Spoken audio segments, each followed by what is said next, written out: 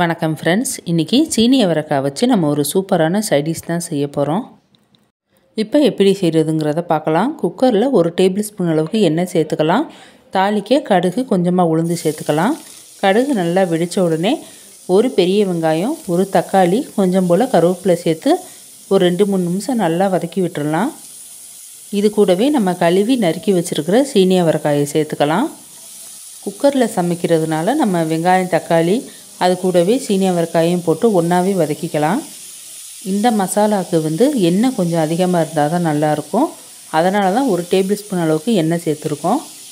இப்போ 2-3 நிமிஷம் எண்ணெயிலேயே சீனி அவரைக்காய் நல்லா வதங்கிடுச்சு. இது கூடவே தேவையான அளவு உப்பு சேர்த்து அடுப்பை நம்ம சிம் பண்ணி வச்சுட்டு ஒரு மசாலா அரைச்சிக்கலாம்.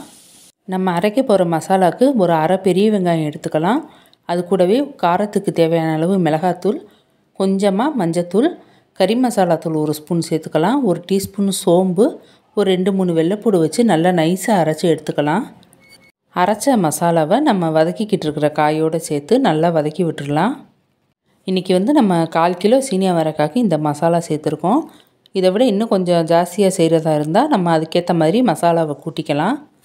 இப்போ இது கூடவே மிக்ஸி கழுவுன தண்ணி 1 டம்ளர் அளவுக்கு சேர்த்து அதையும் ஊற்றி கலந்து விட்டுடலாம். உப்பு காரம் எல்லாம் போதுமான்னு செக் பண்ணிவிட்டு நம்ம குக்கர் மூடி ஒரு 2 விசில் விட்டு நம்ம குக்கரை ஆஃப் பண்ணிக்கலாம்.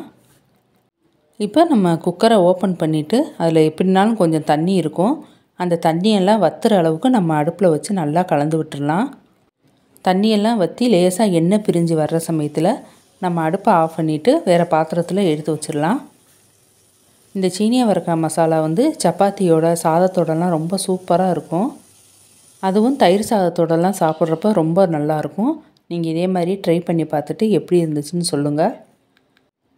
உங்களுக்கு இந்த வீடியோலாம் பிடிச்சிருந்தா லைக் பண்ணுங்கள், ஷேர் பண்ணுங்கள், மறக்காமல் சப்ஸ்கிரைப் பண்ணுங்கள். தேங்க்யூ.